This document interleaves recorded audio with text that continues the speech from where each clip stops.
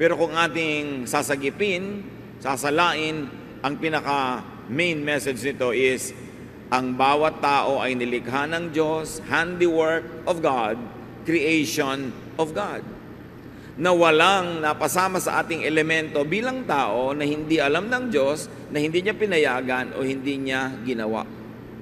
Ano lang ang kahulugan nun?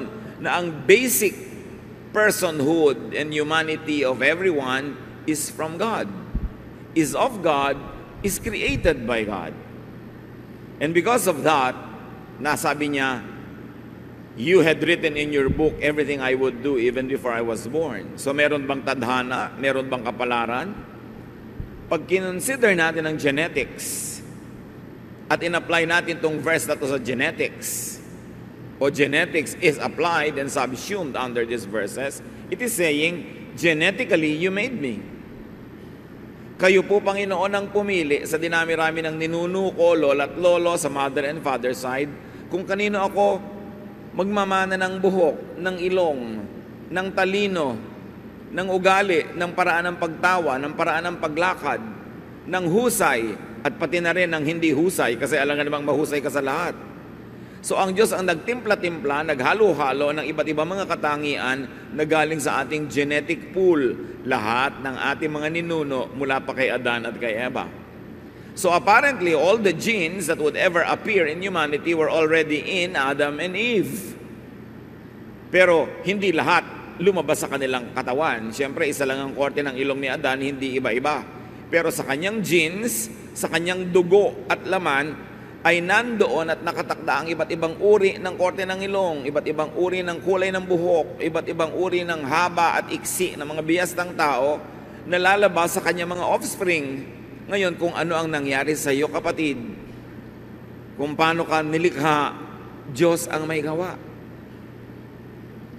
Kung magaling ka sa math, magaling ka sa music, magaling ka sa intuitive thinking o sa creative thinking, magaling ka sa sciences, Diyos ang may gawa. Yung mga area na hindi ka magaling, binigay niya sa iba para iba naman ang magaling doon. Diyos pa rin ang may gawa ng matatawag na weakness mo, kung tatawagin mong weakness yung area na hindi mo strength. Anong ibig sabihin nito? That God made you who and what you are. Yan ang pasimula sa pagsusuri ng buhay. Your design, your genes gives you some kind of predestiny. Siyempre, pagka nilikha ka ng Diyos na napakatangkad, halos predestined ka na siguro yung magiging airline crew, o magiging basketball player, o model. Kung nilikha ka naman, ang height mo ay hindi yung hinihingi ng gano'ng mga field, itinakda ka na hindi para doon. Pagka itinakda ka ng Panginoon na ganito, halimbawa, ang talino mo, halos nakasulat na sa iyong palad na yun ang magiging profession mo. Liban na lang labanan mo yun, o liban na lang hindi mo pagbuksan ng pinto ang mga kumakatok na opportunity at hindi mangyari yung nakatakda para sa iyo. You were created and born that way. Hindi mo nilikha ang sarili mo. Kaya ang unang-unang hakbang para magkaroon ng buhay na masaya, masagana, pinagpala, tanggapin mo muna ang sarili mo at huwag ka magreklamo ng magreklamo tungkol sa iyong sarili. May gusto o ayaw ka sa sarili mo, pero hindi naman ikaw ang may gawa niyan. So hindi mo pwedeng ipagyabang ang iyong mga kagalingan, kagandahan, kahusayan dahil Diyos lang ang may gawa. At hindi ka rin naman pwedeng sisihin sa iyong mga tinatawag na kakulangan o kapintasan, kung kapintasan mang matatawag yon. In other words, hindi naman tayo ang lumikha sa mga sarili natin. Kaya dapat, kung mabubuhay ka ng buo, makabuluhan, mabunga, tanggapin mo ang sarili mo at tanggapin mo rin ang iba. At sa abot ng iyong makakaya, na limitado naman dahil may nakatakda, improvein mo kung ano yung binigay sa iyo. Change from glory to glory. But the Bible says, can a leopard change its spots? Or an Ethiopian change his skin? The obvious answer is no. May mga bagay na pwedeng baguhin at improvein, merong hindi, tinatanggap na lang sa ating sarili, sa ating kapwa. Sa inyong anak at magulang, sa inyong kapatid o asawa, sa inyong kaibigan, meron kayong dapat tanggapin na nakasulat, nakatakda sa kanyang dugo at laman, genetically, nando na. Merong pwedeng improvein, baguhin yung napalagay lang doon because of nurture and conditioning. Pero genetically, nung ipinanganak ka na, halos nakatakda na ang lahat. Kaya pag tinanggap natin yan, handa na tayo ngayon na alamin kung ano ang papel natin sa buhay at papelin yun. Kasi pag hindi mo pinapel yung papel mo, magiging second or third class ka lang na trying hard, copycat of somebody else. Ecclesiastes 3:1-2, everything on earth has its own time and its own season. There is a time for birth. Be as you were created and designed. Sabi, pwede bang lumaban ang palayok doon sa gumagawa ng palayok na sinasabi, bakit ganyan ang ginawa mong korte sa akin? Oh, bakit wala akong tangkay? Bakit ganito? Bakit ganon? No. He is the potter, we are the clay. Mas maaga nating matanggap yon, mababawasan ang pakikipagtunggali mo sa mga totoo at natural sa'yo. At mababawasan ang pressure na binibigay mo sa iba na pilitin yung silang baguhin sa mga bagay na hindi naman talaga nababago, tinatanggap na lang at nai-improve naman. So be at peace with yourself and with others. That's how you live life. Pastor, paano ko po pakikasamahan ng asawa ko laging tanghaling magising? Lagi namin pinag-aawayan. Ang tagal-tagal na, tanghali pa rin siyang magising. O di hayaan mo siyang matulog hanggang tanghali. Yung pala ang likas niya kaysa mag-away kayo araw-araw. Kung pwede ka mag-adjust para sumabay sa kanya, adjustan mo. Kung hindi, di magkaiba kayo ng schedule sa umaga. Kaya magulo kuminsan ang buhay natin, lalo sa loob ng pamilya, pinipilit nating baguhin ang lahat ng tao. Mga magulang, kung may isa, dalawa, tatlo kayong anak, hindi pwedeng pare-pareho sila ng ugali. Kasi iba-iba ang pinagkunan ng mga ninuno at iba-ibang timpla. Hindi mo pwedeng hanapin kay bunso yung mga katangian ni panganay. Magulo yung ganon. At mga wives, hindi nyo pwedeng hanapin sa asawa nyo yung katangian ng inyong bayaw o katangian ng inyong kumpare. Magulo yun. Magsimula tayo sa pagtanggap sa ating sarili at sa ating kapwa tulad ng walang patakarang pagtanggap ni Jesus sa atin. Mas tahimik na unang hakbang yun ng buhay. So be born, accept who you are, then grow up. Luke 2:52, and Jesus grew in wisdom and stature and in favor with God and man. So even the Lord developed, He grew. Hindi naman siya ipinanganak na kumpletong-kumpleto na yung divinity at humanity niya. He grew. So you keep growing and do not stagnate. Kailangan yung alam mo last week, pinalitan mo na ngayon kasi may bago ka ng magandang nalaman. Kailangan yung sistema mo nung 3 years ago, nag-improve na, hindi laging yun, because you have to keep growing. And grow as you were created and designed. Huwag pilitin na maging iba. Doon ka lumago kung saan ka talaga nakahapay, kung saan ka nakatakda. Yun ang i-develop. Leave life stages behind, rising on their foundation. You are an infant first, then a child, and then a boy or a girl, and then a young man or a young woman, then a young adult, then an adult, then a senior adult. Live according to the stages of your life. Huwag magbata-bataan kung matanda na at huwag piliting tumanda yung bata. Yung bata ay bata, huwag nating piliting magkilos matanda. May panahon para sa lahat ng bagay. May panahong maging bata, may panahong tumanda, at may panahong napakatanda. Do not fast forward adulthood in children. We have all the time in the world to become and to remain old. Dapat hindi sobrang agahan yon. 1 Corinthians 13:11. When we were children, we thought and reasoned as children do. But when we grew up, we quit our childish ways. So let children be children, but we should move on and become adults. Sabi nga ng desiderata, iwan mo yung tapos na. Gracefully surrender the things of youth and accept what your present stage offers. Kaya yung mga iba, ayaw aminin na tumatanda na sila, dapat yang ipagmalaki. Kasi may mga tao hindi pa nga naisilang, stillborn na. No, isilang patay na. Meron, 10 pa lang namatay na. Ngayon ikaw 60, 70, itatago mo. Dapat mo ipagpasalamat, ipagbunyi. Look, nadaanan ko na kutakot-takot na kutakot-takot na bagyo, lidol, mga revolusyon, mga snatcher, mga murderer. Pero heto ko, buhay pa, salamat. Hindi itinatago ang edad, yan ay ipinagbubunyi. And then after a time-limited, dependent childhood, mature, and produce what you need. Dapat dependent ka lang habang batang-bata ka pa o sobrang tanda na. In between, you must be self-sufficient. Make money. Make a lot of money. Para meron ka ring itusto sa sarili mo at ipamigay pa sa mga ibang may kasakit o sobrang bata o sobrang tanda na hindi nila kayang lumikha ng yaman. Ecclesiastes 10:19. Church, read aloud. Money is the answer for everything. Ulit, I want to read it aloud. Yes, the Bible says so. Huwag kayong magpanggap na hindi kayo mukhang pera.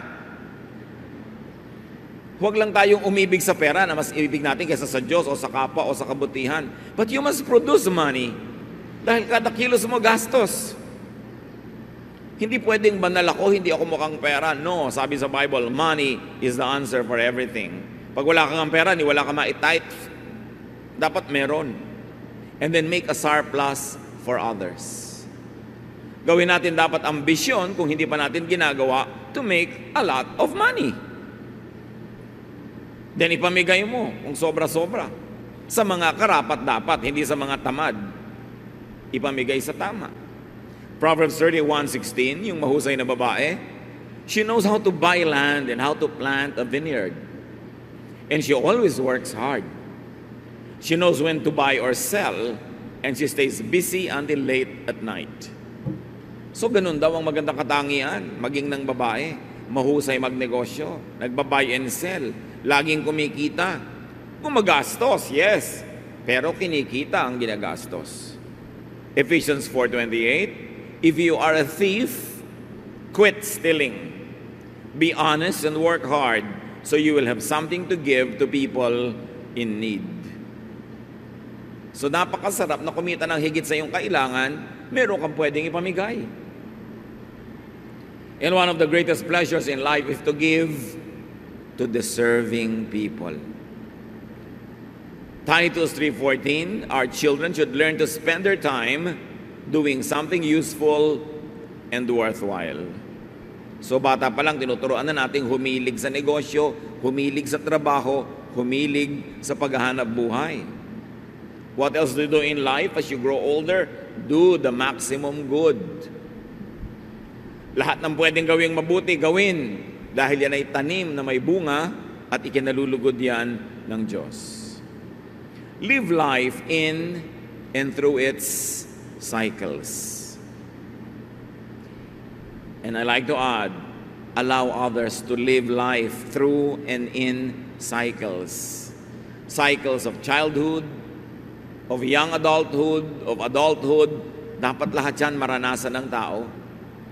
Ecclesiastes 3:1-8, everything on earth has its own time and its own season. There is a time for birth and death, planting and reaping. Lahat may panahon. May panahon ng pagtatanim, mayroong panahon ng pag-ani. So kayo na mga tinaniman ng mabuti, dapat magkaroon naman ng ani yung nagtanim sa inyo para may panahon din sila ng ani. Live and enjoy life stage and cycle. And do not resist or fight time and aging. Lahat halos sa cosmetics ngayon is to fight aging. Why will you fight aging? Age is a gift from God. Basta may kasamang wisdom sa pag-age ng tao, everything is worth it. There is time for killing and healing,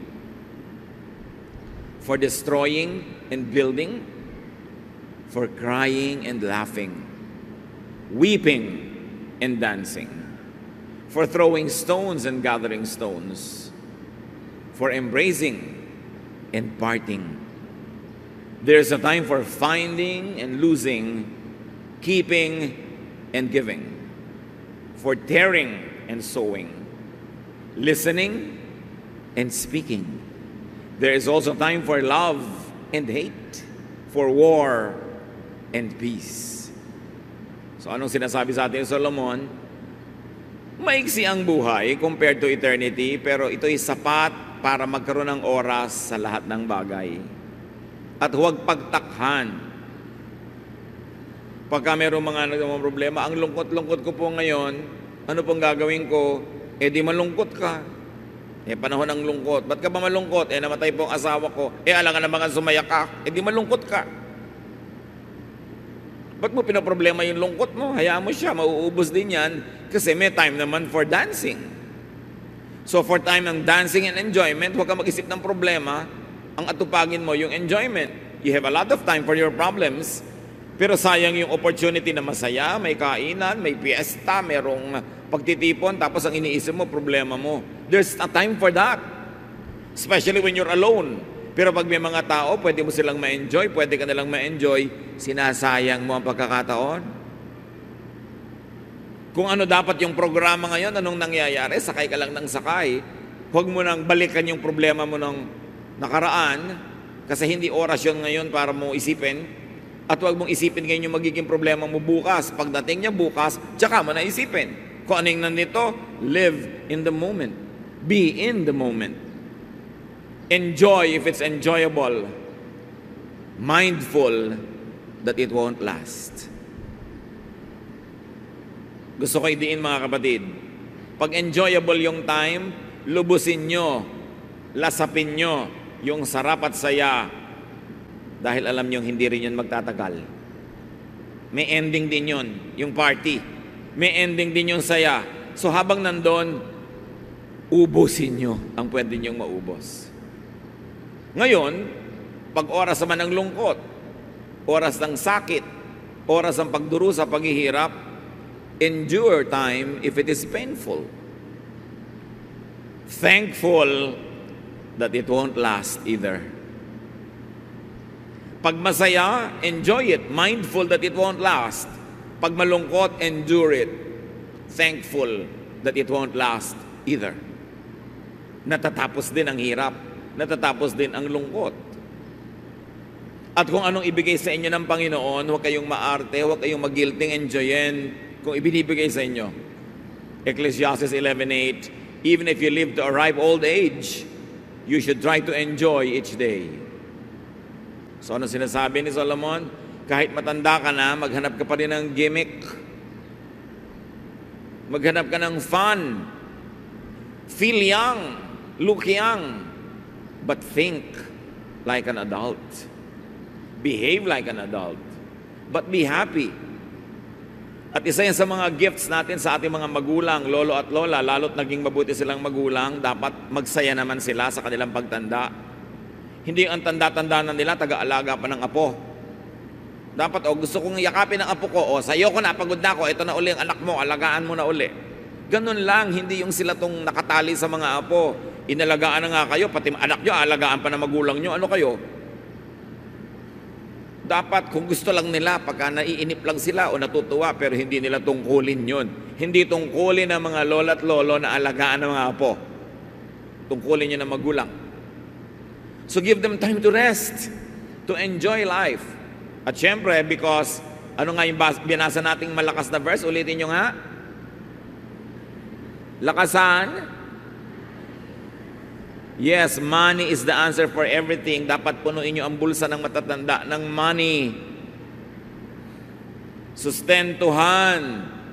Pag binigyan mo ang matanda ngayon, sabihin mo, next month po, ganyan din ang ibibigay ko. Hindi ibibigay mo, pero hindi niya alam kung kailan yung next. Hindi tuloy siya makapag-plan ng budget. Right? Dapat, pinalaki ka, pinakain ka. Panapanahon lang. Panahon mo naman ngayon para mag-alaga ng mga matanda na. Hindi yung matanda na sila, sa kanya ka pa hihingi ng pang-load. Ang kapal naman ng anak na ang tanda-tanda na, nanay, pahingin pang-load. So, kailangan bibigyan ng pahinga ang matatanda para buong buhay, lahat ng cycle na enjoy nila. Lesson naman, maging mabuti tayo magulang. Para ganado na yung mga anak natin na mahalin tayo pagdating ng panahon. Diba? Ecclesiastes 7:14, when times are good, be happy. But when times are bad, consider this: God has made the one as well as the other. Therefore, no one can discover anything about their future. Lagi may nagtatanong, pwede po bang hulaan yung future? Ayan, sinabi niya, no one can discover anything about their future. So tama na ang katatanong tungkol dyan sa hula na yan. Hindi nalalaman kung anong darating pa. Pero kung anong dumating, try to enjoy it. Sabi, pag masaya ang panahon, magsaya ka. Pag malungkot ka, di malungkot ka. At tandaan mo, Diyos din ang may gawa niyan. Hindi si Satanas. Tanggapin mo, bahagi talaga yan ng buhay. It is a given. Do not contend with it. Just accept it. Thankful that sad times won't last forever. Mindful that happy times won't last too long, so enjoy it. Maximize enjoyment. Kung gusto mong tumanaw ng utang na loob sa Diyos na nagbigay ng buhay, enjoyin mo yung binigay niyang buhay at ikatutuwa yun ng Diyos. Hindi siya na-o-offend kung nag-e-enjoy ka. Mga religious leaders lang kuminsan ang na-o-offend pag nag-e-enjoy yung mga tao, but not God. God wants you to have a life, a full life, a meaningful and a happy life. So make and let others enjoy. Gawin yung mission sa buhay, mga kapatid, to make people enjoy. Especially people who are good to you and kind to you. What do you do with life? Minimize pain and suffering. Bawasan, untian natin ang lungkot at hirap ng buhay. Huwag makipag-away. Nakakalungkot yan. Huwag mang-api. Huwag maging killjoy sa iba. Minsan, yung taong to, ngayon lang pala siya nagkaroon ng kaligayahan. Kikilljoyin mo pa. Ang tagal-tagal pala niya nagdurusa. Tapos ngayon, naiinis ka dahil ang lakas niyan tumawa. Ngayon lang pala nakatawa yung tao after many years. Hayaan nyo yung mga tao. Let people also enjoy their lives. But above all, what do you do with life? Fear God and obey His commandments. Hindi takot na ninenervyo sa pinagpapawisan ng malapot, but banal na takot. Isang uri ng takot na may pitagan na nagbibigay sa iyo ng inspirasyong mabuhay ng maayos, na mabuhay ng mabuti sa kapwa-tao. Ecclesiastes 12:13-14, everything you were taught can be put in a few words. Respect and obey God. This is what life is all about. God will judge everything we do, even what is done in secret, whether good or bad. So laging igalang ang Diyos. Itrato ang mga tao tulad ng gusto ng Diyos sa pagtrato natin sa kanila. Igalang ang ating sarili, mahalin ang buhay. At kung kaya mo, get a partner. Or a substitute. Maybe a friend. Kasi kung wala kang tunay na romantic partner, maybe there's the next best thing. But always have a partner, a friend, someone that you share time and space with. Genesis 2:18, the Lord God said, it isn't good for the man to live alone. So mga magulang, huwag tayong mangontrabida sa mga nagugustuhan ng ating mga anak. Sila ang makikisama. Dapat ang kasama nila sa buhay, yung gusto nilang kasama.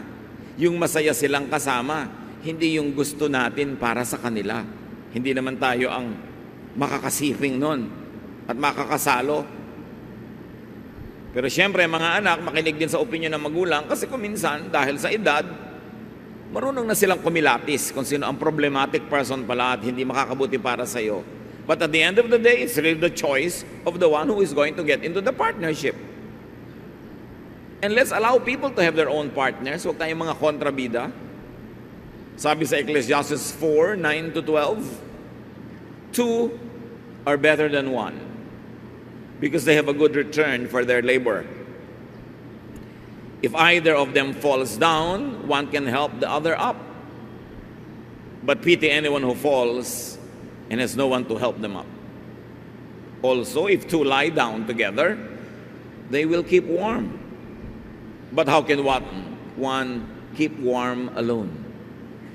Though one may be overpowered, two can defend themselves. A cord of 3 strands is not quickly broken. So napakalino ng sinasabi na mabuting ang tao may kasama sa buhay. Kung may romantic partner, the best. Ngayon, kung wala nun, the next best thing. Merong matalik na kaibigan, merong mabuting kasama sa negosyo, kabarkada, kaibigan, kasi ang buhay mas mabuti kung merong kasalo. At tayo naman, huwag maging maramot, huwag maging mapagkait sa ating kapwa na nangangailangan ng kasama sa buhay. Marami ganyan mga anak, mabubiyudo ang tatay, mabubiyuda ang nanay, ayaw ng pag-asawahin uli. Remember that marriage is only until one of them dies. And when one passes on, the person is free to marry again. Maraming mga anak ayaw pagsawahin yung tatay. E paano naman ang gusto mga asawa ng tatay? 18. Anong gusto yung asawa ng magustuhan ng tatay nyo? 90. Isa pang aalagaan din niya. Alam niyo, akala natin last lang yon, yung gusto ng matanda bata. Hindi lang yon. Kasi siyempre, nakakaramdam na siya ng mga sakit sa katawan, hirap maglakad. Alam naman, kumuha pa siya ng isa pa niyang aakayin. So nagkakaroon siyempre ng natural attraction sa young, sa strong, sa cheerful, sa happy. Why na ipagkakait sa mga magulang yon? Dahil natatakot kayo may kaagaw kayo sa mana? Sa mga lupa, sa kuko ng tatay nyo, maghahati-hati kayo sa konting lupa. Pagkakaitan nyo siya ng kaligayan, bakit? Masisipingan nyo ba siya? Makakamot nyo ba yung likod niya the way a wife or a partner could? So bakit yung pagdadamutan? Ipinundar niya yung kanyang mga property, natatakot kayong pagmamatay siya, may mapunta doon sa kanyang mapapangasawa. Maraming anak, ganun ka-selfish. Magpundar kayo ng property nyo kung gusto nyo magkaroon. Huwag nyong bigla na lang titigan yung mamamanan nyo na pinagkakaitan nyo yung matanda na makapag-asawa sa takot nyong mabawasan ng mana. Meron pa, nanay, ang tanda-tanda nyo na, nakakahiya naman po na mag-asawa pa kayo. Bakit nakakahiya? Marriage is honorable, no matter what the age. Sasamahan nyo ba siya araw-araw? Pumupunta lang naman kayo kung birthday, o pag Biyernes Santo, o pag Noche Buena. Ibang araw, wala namang kasama yung matanda. Ba't di nyo hayaang may kasama? Don't be a killjoy. Let people have partners of their choice. Choice nila yun. Si King David nga nung matanda na hindi na matanggal ang ginaw sa katawan. 1 Kings 1-4. King David was now an old man, and he always felt cold, even under a lot of blankets. His officials said, "Your Majesty, we will look for a young woman to take care of you. She can lie down beside you and keep you warm." They looked everywhere in Israel until they found a very beautiful young woman named Abishag, who lived in the town of Shunem. They brought her to David, and she took care of him. Bakit niya naman mamasamain? Lalo kung matanda na, hindi na magkaroon siya ng happy ending. Para yung pag-exit niya sa mundo, nakangiti siya. Bakit mainit ang mga tao, ang mga mata ng tao sa may edad na may gusto pa ng partner? Alam niyo yung pag-edad, sa itsura lang, pero ang nadarama naman ng matanda, pareho lang nung siya ay 14. So huwag nating pagkaitan ng mga matatanda ng ganon. What else do you do with this short life? Have offspring. Whenever you can, magkaroon ng anak, or its closest, second best thing, and raise your children. Raise them well. Mahirap lang naman magpalaki ng bata kung maliliit pa sila. Pag lumalaki na, gumiginhawa na rin yan. Mabuti yung may mga anak. At kung kaya natin mga kapatid, help others raise their own children too. Proverbs 22 verse 6, teach your children right from wrong. And when they grow, they will still do right. Ang pagtuturo kung kailan bata, kaya dapat hindi yun napapabayaan.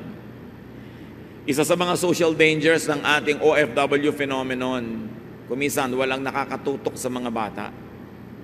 Kaya tuloy ang nangyayari, lumalaki na walang guidance. Kailangan habang bata, mahalin, tutukan, alagaan, para paglaki, balanced person siya. And now, of course, enjoy your children. And when you grow older, your grandchildren. Bakit ka pa may anak kung hindi mo nun may enjoy? And enjoyment is sharing time and space. There should be a lot of togetherness. a lot of fellowshipping. Proverbs 17:6, grandparents are proud of their grandchildren. Which of course goes without saying, mga young people, live so that your grandparents will be proud of you. Hindi yung binibigyan nyo sila ng kahihiyan, kundi sila ay may maipagmamalaki. So mga kapatid, enjoy fruits of lifelong toil and good works. Kaya yung mga magulang natin, pag nagsi-senior years na sila, dapat na-enjoy na nila lahat ng itinanim nila. Hindi yung kasama pa tayong namimitas. Dapat tayo na yung nagdadagdag sa mga kaing-kaing nila ng mga ani. Ecclesiastes 3:13, because God's gift to us is the happiness we get from our food and drink and from the work we do. Regalo yun ng Panginoon na tayo'y umani ng itinanim at lasapin ang sarap ng ating mga mabubuting naging mga gawa. Ecclesiastes 5:19, suppose you are very rich and able to enjoy everything you own. Then go ahead and enjoy working hard. This is God's gift to you. So yung mga bunga ng iyong pagsisikap, sabihin ko noon, huwag kang mahiya na ina-enjoy mo yan. Huwag kang mag-apologize. Bigayan ng Diyos. God wants you happy. God wants you to have pleasure. Hindi yun ipinagkakait ng Panginoon at hindi dapat ikahiya kung sa malinis namang paraan ng galing. So nagawa nyo na yan. You are born, you grow, you enjoy life, you get a partner, you have children when you can. You do the maximum good, you minimize pain, you maximize enjoyment. And when your time comes, die. Natural darating yun. Sabihin nyo nga sa katabi nyo, die. Pero huwag muna ngayon, di ba? Later, much later. Pagka merong may sakit na talagang nag-aagaw buhay na, ibubulong mo na, Mother, die. Siyempre, panahon na eh. Pagka talagang panahon na, sige po Lola, die. With a smile. Bakit? You lived a full life. You cannot be on earth forever. Malungkot ka lang naman at magkaroon ka ng mga regret kung walang nangyari sa buhay mo, hindi ka nag-enjoy, hindi ka nasarapan, tapos eto ngayon namamatay ka na. Kaya dapat, pinapasarap, pinapaganda buhay para pag binabawi na ang ating hininga, buong puso at maluwag sa dibdib mong isasauli because you lived a full life with no regrets. Ecclesiastes 3:1-2, everything on earth has its own time and its own season. There is a time for birth and death, planting and reaping. So death is as natural as birth. Kanya-kanya. Iba-iba lang ng excuse. Pero magkakaroon din ng excuse. Hindi dapat nalulungkot. Lalo't may edad na. Nagkaroon ng magandang buhay. Siyempre, normal lang na magkaroon tayo ng konting agam-agam, mga lungkot-lungkot. Pero nababawasan yon kung alam mo na ginawa mo ang mabuti sa taong ito sa abot ng iyong makakaya. At kung kinukuha na siya patungo sa Panginoon, buong puso mo nang ibibigay. 2 Corinthians 4:16, therefore we do not lose heart. Though outwardly we are wasting away, yet inwardly we are being renewed day by day. Kahit na nagmumukha tayong naluluma sa panglabas nating katawan, yun naman ating espiritu ay lagi nang binabago ng Panginoon at tayo ay uuwi sa Kanya as fresh and as young as ever. Katawan lang yung tumatanda, hindi yung espiritu. Death, like birth, is not your doing. So be ready to die anytime, without regrets. Maiksi man o mahaba ang buhay, marami mang taon o konti, sa anumang oras na ibinigay sa atin, sa bawat at sa loob ng isang araw, mga kapatid, maximize enjoyment. Do the maximum good. Minimize pain. Love people. Savor life. Enjoy life. Every day. Para kahit any day kang kunin, wala kang lugi. Hindi pwede magtitiis ka ng 10 taon para mag-enjoy sa 11th year. Paano kung namatay ka sa 9th year? So every day, meron kang konting bakasyon. Kahit ilang minutes in your mind. Kung kaya mo na oras, may rest ka. Every day, may oras ka ng trabaho, may oras ka ng pahinga, may oras ka ng entertainment and refreshment. May oras ka to love, may oras ka to learn and to teach every day, every week, every month, every year. Para anumang oras dumating ang end of this life, kumpleto lagi yung cycles ng buhay mo. Ecclesiastes 8:8, we cannot control the wind or determine the day of our death. Hindi yan nalalaman. So live as if you're going to die tomorrow. Enjoyin mo lahat, gawin mo lahat ang mabuti, all in a day. But plan as if you're going to live 100 years. But be ready to meet your Maker anytime. And also, be ready for other people's death. Hindi lang tayo dapat handa sa sarili nating pagpanaw sa mundong ito, handa rin tayo sa pagpanaw ng iba, lalo na mga mahal natin sa buhay. Paano tayo naghahanda? Mahalin mo na ngayon. Bigyan mo na ngayon. Patawarin mo na ngayon. Pagbigyan mo na ngayon, para bukas, kung siya binawian ng buhay, wala kang ipinagsisisi. May sakit, dalawin mo na pag nalaman mo agad. Hindi yung next week pa, dahil baka bigla siyang bawian ng buhay sa gitna ng week. Eto ka ngayon, nagsisisi. Bahala ko lang ang dalawin eh. Hindi na ako nahintay. Bakit naghihintay ba ang kamatayan? Para hindi tayo sobrang mabigat ang loob pag merong sumakabilang buhay, lahat ng kaya nating mabuting gawin, gawin na natin. Wala kang guilt. At na-enjoy niya ang iyong kabutihan. And when God calls you, then enter eternity. Next chapter naman ng buhay. Absent in the body, present in the Lord. Solomon says that when we die, the body returns to the ground where it came from, and the spirit returns to God who gave it. So minus all the human and earthly drama, that is really glorious to return to God. Pero dahil hindi naman natin talaga alam na alam kung ano naghihintay doon, kaya hanggat maaari, nagtatagal tayo dito kasi itong alam natin, itong kilala natin, but God has a plan for you. So live your life now while on earth, and when God calls you, go there. 2 Corinthians 5:8, we should be cheerful because we would rather leave these bodies and be at home with the Lord. So ganun din dapat ang pagharap daw, maging sa kamatayan hanggang maaari, be cheerful because you will leave this body but be at home in God. Kaya ang sabi ng Philippians 1:21, if I live, it will be for Christ. And if I die, I will even gain more because I will be with Christ. So between birth and death, there is a very narrow timeline. Make the most out of life. Huwag kayong magsayang kahit ng isang araw. Yung nagtutulog ka, nakatunganga ka maghapon, sayang. Lalo't kung mahaba ka rin naman matulog sa gabi.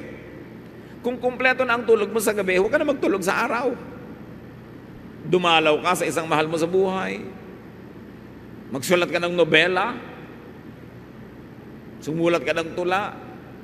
Magtanim ka ng halaman. Kumain ka na masarap. Mag-volunteer work ka sa mga nangangailangan. Gumawa ka ng mabuti para sa iyo, para sa kapwa. Bawat araw meron nun.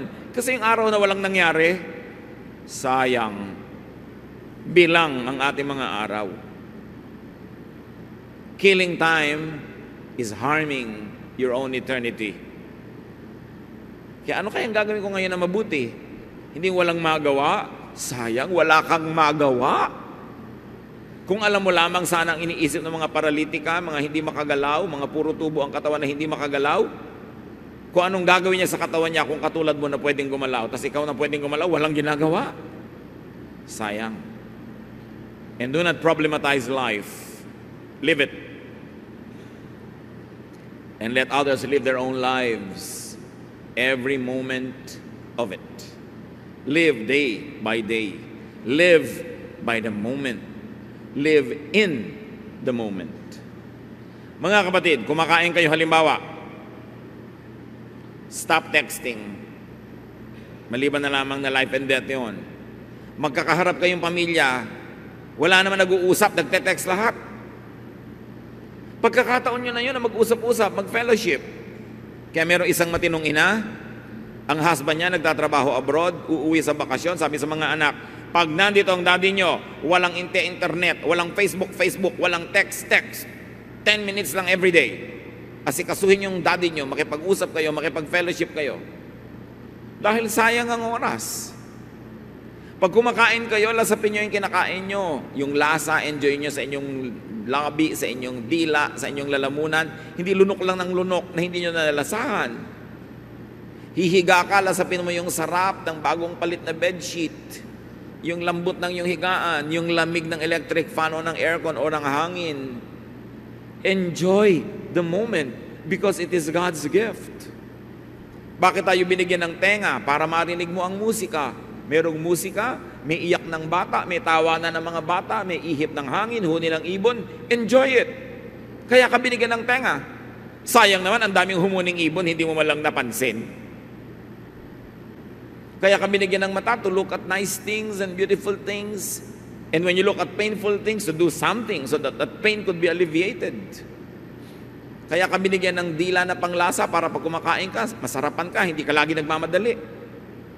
Pagkakain ka, relax and enjoy the meal. Enjoy the conversation. Be in the moment. Merong mga nanonood na nga ng magandang sine, text pa rin ang text, nakikipag-usap pa sa phone. Nandun ka na nga. Kung ano yung nandun, yun ang gawin. Lagyan ng oras para sulit ang bawat sandali. Hindi mo alam kung bukas mabigla ka mabingi. Biglang may pumasok na ahas sa tenga mo at nabingi ka na. Hindi mo na alam. So enjoy hearing now while you can. Habang nakakakita ka, tumingin ka na mabuti. Habang nakakalakad ang iyong paa, maglakad ka na, mag-gimme ka, mamasyal ka. At huwag kang mangharang doon sa mga gustong mamasyal. Kasi may mga moment na hindi ka makalakad. James 4:14, what do you know about tomorrow? How can you be so sure about life? It is nothing more than just mist that appears for only a little while before it disappears. So live mindfully. Kung anong nagaganap ngayon, doon yung ilagay yung isip nyo. Nandiyan yung tatay mo nagsasalita, pakinggan mo, hindi yung lumilipad ang isip mo. Kasama mo yung asawa mo, enjoy the moment, hindi yung kung ano-anong ini-imagine mong ibang bagay. Savor the time and place. Nagbabakasyon kayo, huwag kang umimbento ng gulo o away. Sige na, todo pasa na lang, lampas lahat para masarap ang panahon. Savor the sensations and the feelings. Napakahalaga ng feelings. Expose yourself to what makes you feel good. There's nothing wrong with that. Basta hindi nyo ninanakaw o inaagaw sa ibang tao. And make people feel good. Mga kapatid, binigyan tayo ng dila. Dapat more than 95% of the time, pag may sinabi tayo sa kapwa, they feel good, not bad. At kung magkikriticize tayo, let it be founded on truth and criticism na hinihingi ng tao. Pero marami sa atin, paano natin minimisuse ang ating dila? Pag nagsalita tayo, may nasasaktan, may nagdaramdam. Meron people who feel bad. So ano kayo, gift or curse to humanity? Make people feel good. Compliment them. Ang ganda-ganda ng haircut niya, appreciatein mo. Bihis na bihis ang iyong asawa, may lakad kayo, parang wala ka nakita, parang isang sakong bigas lang yung nakita mo, wala ka malang comment. Di mo malang sabing, napakaganda talaga ng asawa ko, napakapalad ko. Di ba ang saya-saya niya? Bukas, ang init-init na sinangag ang kakainin mo, hindi lamig. Make people feel good. Akala niyo ba yung mission yung magpunta lang sa Africa, sa mga kabundukan, dalhin doon ng Biblia? Ang mission is to bring the love of Jesus to the next person. Hindi mo kailangan magbiyahe ng malayo. Bring the love of God, the cheer, the happiness, the pleasure. Mission yun. Sabi ni Lord, I came that you might have life and find it to the full. So when you make people find their lives and their fullness, you are doing the mission of Jesus. Jesus has come to me, all of you are tired and heavy laden, and I'll give you rest. So when you give rest to people, you are doing the work of Christ. Hindi lang yung magtayo ng mga simbahan at gumawa ng mga evangelistic rallies. Well, yes, they are works of Christ. Pero hindi lang yun ang ibig sabihin nun. When you make people happy, when you give them peace, when you give them love, you are extending heaven to people. So do your best and don't worry about tomorrow. Matthew 6:34, sabi ng Panginoong Jesus, don't worry about tomorrow. It will take care of itself. You have enough to worry about today. Practice discipline, mga kapatid. Yung problema nyo lang ngayon, yung kaya nyo lang harapin, kaya nyo lang solve, ang gawin nyo. Yung bukas, ipagpabukas nyo na. Yung iba hindi nila nakakaya yung dala, nababaliw, nagpapakamatay, bumibigay, kasi dinadala ngayon pati yung problema na pang next week. The grace of God today is enough for all the trials of today. Tomorrow's problems will be accompanied by blessings of God tomorrow. Sabi sa Psalm 90 verse 12, teach us to use wisely all the time that we have. Gaano karaming oras pa kaya, araw, buwan, minuto ang natitira bago tayo humarap sa Diyos at mabawian ang buhay?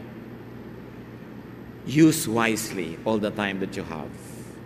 To love, to be loved, to do the maximum good, to share the gospel of Jesus to people, not only the words of the Bible, but love in action as exemplified by Jesus.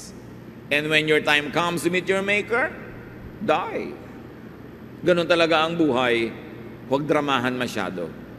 Meanwhile, while you are not being called to eternity, live.